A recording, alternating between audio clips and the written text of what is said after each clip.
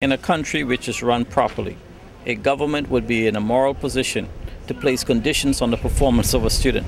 But when we see the waste and theft of the national funds in the pockets of ministers, there is no way any minister of this government can say to a student, you need to do your part while we are not doing our part. And I agree ordinarily, students ought to perform at certain standards, students ought to be encouraged and to be given targets. But when we have just seen what has come out of this commission by the admission of the ministers, they are in no way, shape or form capable in any moral way to say to a student, you have to live to this standard while we the ministers live to a lower standard, and that is the tragedy that we face here today. This is one of the many reactions to the decisions of the Ministry of Education after receiving performance sheets from students overseas on government scholarships with GPAs as low as 0.0.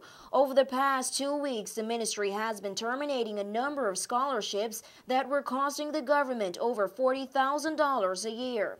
The majority of those students were enrolled in the area that the Honorable Dr. Carlton Mills, Minister of Education, dubbed as a key concern for the ministry, the U.S. state of Florida.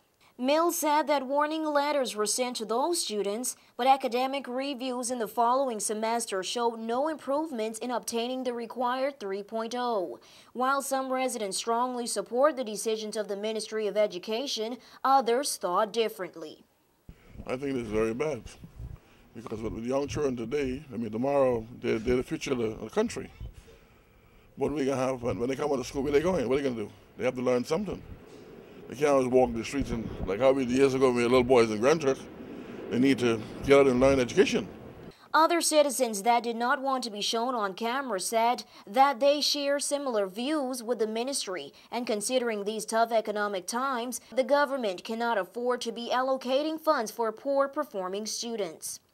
However, as stated by the Minister of Education, there are measures that are already in place to accommodate these returning students through the Labor Department, who will be assisting them by providing employment opportunities.